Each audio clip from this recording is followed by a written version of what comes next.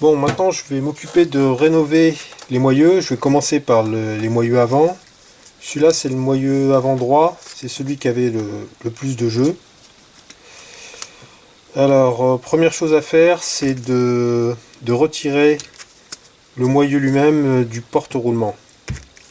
Donc pour extraire le moyeu du porte-roulement, je vais utiliser un extracteur à 3 griffes comme ça.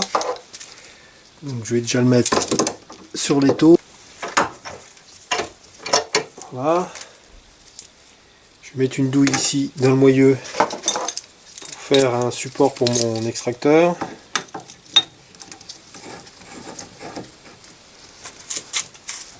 Ok, je pense que c'est bien positionné.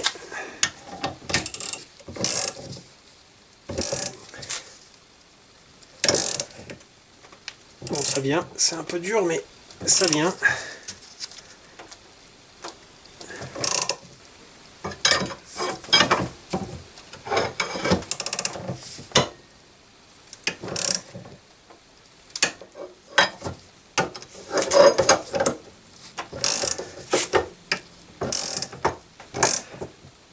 Allez, ça y est, ça vient.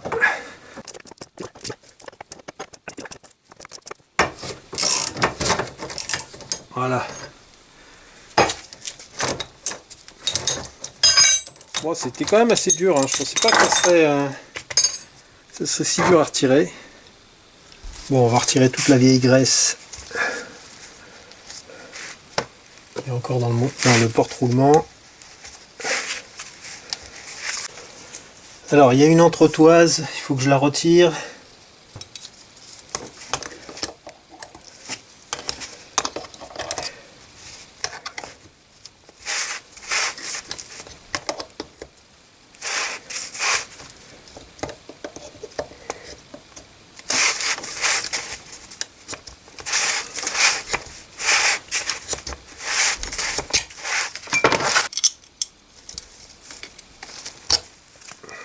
Voilà. Alors maintenant, il faut que je retire le roulement lui-même. Bon, alors ce que je vais faire pour retirer le roulement, je crois que je vais taper ici sur le bord de la bague d'étanchéité ici. Ça va chasser le roulement en même temps que la bague. Alors pour ça, je vais utiliser ce genre de tampon. Ça, c'est Energol qui m'a donné l'idée de faire ça. Donc ça, c'est bien pratique parce que il y a plusieurs rondelles.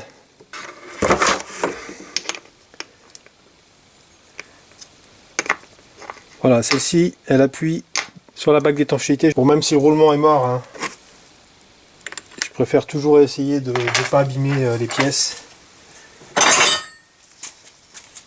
Ok. Alors, je vais plutôt me mettre sur l'étau quand même. Ça sera plus efficace.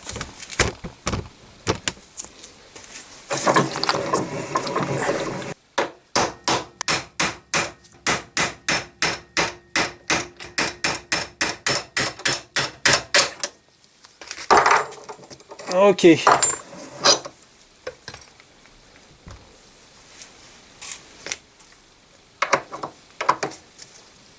Donc la bague d'étanchéité et le roulement. Donc c'est un 62,07. Bon, je vais faire un petit coup de propre, ça peut pas faire de mal.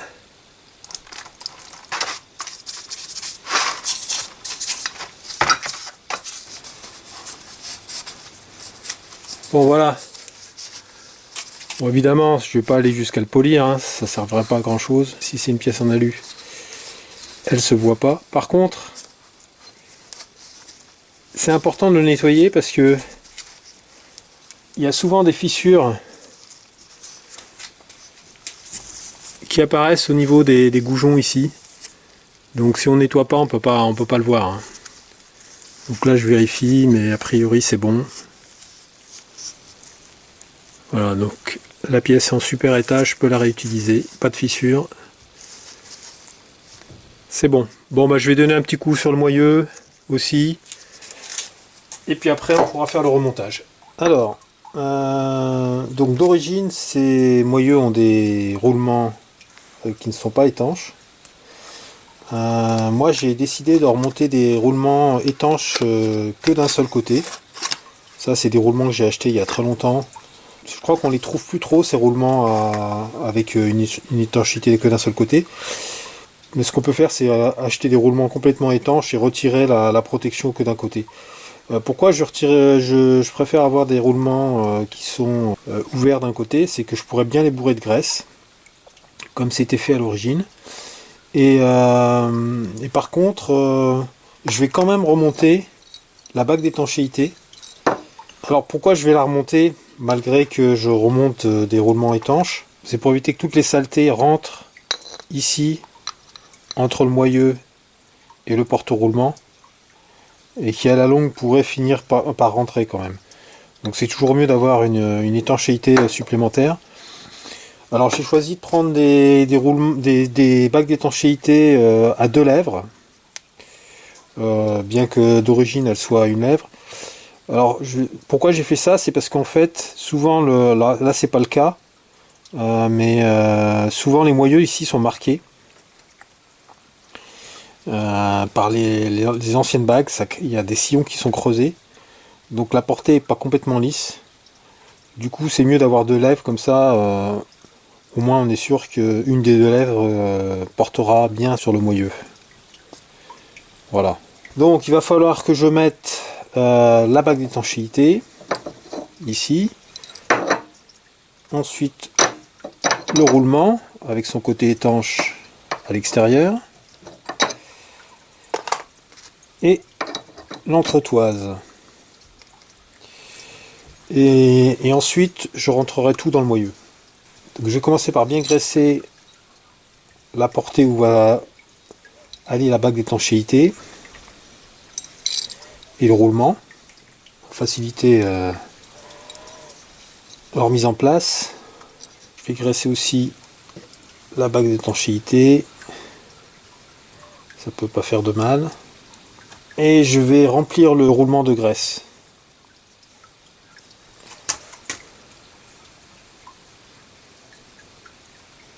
De toute façon, je bourrerai de graisse aussi l'intérieur du porte-roulement une fois que le roulement sera en place. Voilà. Je vais commencer par mettre la bague d'étanchéité. Alors pour faciliter la mise en place, je vais chauffer un petit peu le porte-roulement, mais modérément. C'est pour ça que je prends un décapeur thermique, c'est moins violent qu'un chalumeau. Je vais chauffer environ à 100 degrés, il n'y a pas besoin de chauffer beaucoup plus. Mais ça permettra de rentrer plus facilement la bague d'étanchéité et le roulement.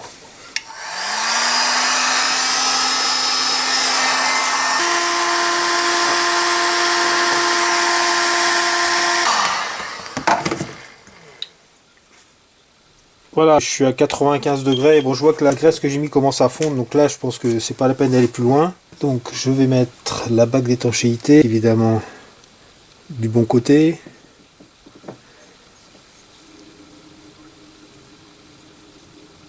Voilà.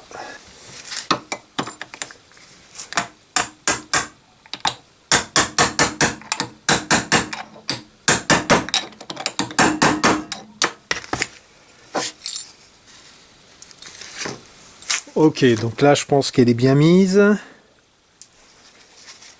Ouais, elle est bien contre le bord. Donc là c'est bon. Donc maintenant je vais mettre le roulement. Alors la partie étanchéité vers l'extérieur. Voilà, bah, il rentre tout seul. Je l'avais mis au congélo hein, pour faciliter quand même.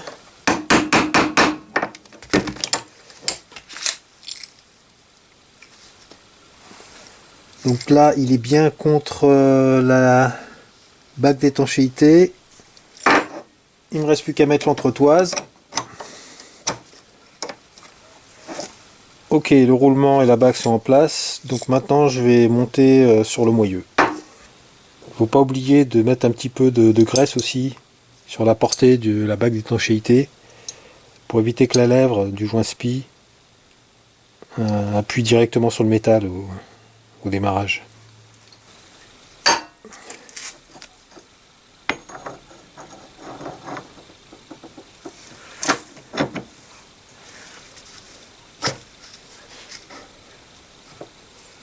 Donc là l'entretoise est ressortie, c'est normal puisque le roulement lui est pas rentré dans le moyeu. Donc je vais le faire rentrer en tapant sur l'entretoise.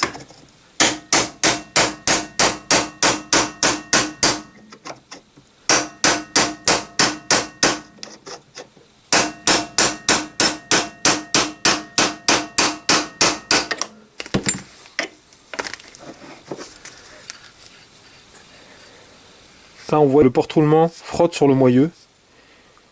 Donc en fait il faut que je tire le porte-roulement sur le pivot et ça fera rentrer l'entretoise à l'intérieur du porte-roulement. Et comme ça mettra le porte-roulement à la bonne distance du moyeu.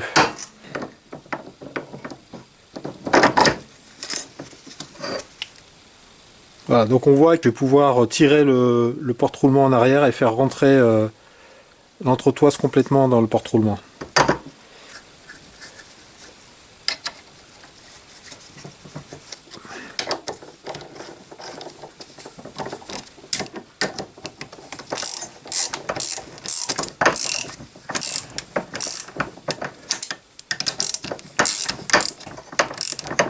Voilà, alors je sens que maintenant c'est dur.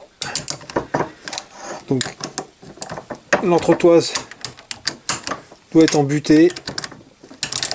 Ok, donc on va vérifier ce que ça donne au niveau de la distance entre le porte-roulement et le moyeu, mais là je pense que ça devrait être bon. Alors il y a encore un petit jour, mais ça c'est parce qu'il y a le flasque de frein qui vient s'y mettre. Donc c'est normal.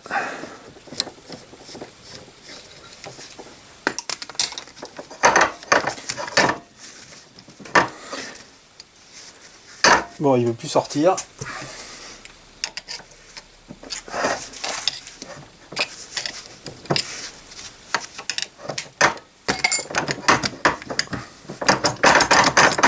Voilà. Ok. Donc là, on voit que l'entretoise est bien rentrée et que la distance entre le porte-roulement et le moyeu est bonne maintenant. Et là, ça tourne bien librement, sans aucun jeu. Donc là, c'est parfait. Donc il me restera à bien bourrer de graisse à l'intérieur. Et puis à faire le deuxième moyeu avant. Et ça sera terminé pour les moyeux avant. Voilà, maintenant je vous dis à la prochaine vidéo.